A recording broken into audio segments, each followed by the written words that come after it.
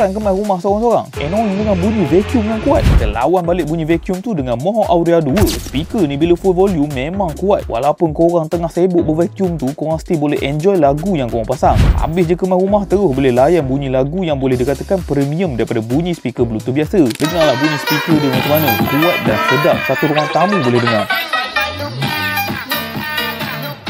Ini kita test bunyi dia sambil onkan vacuum cleaner. Kita nak tengok mana satu lagi kuat.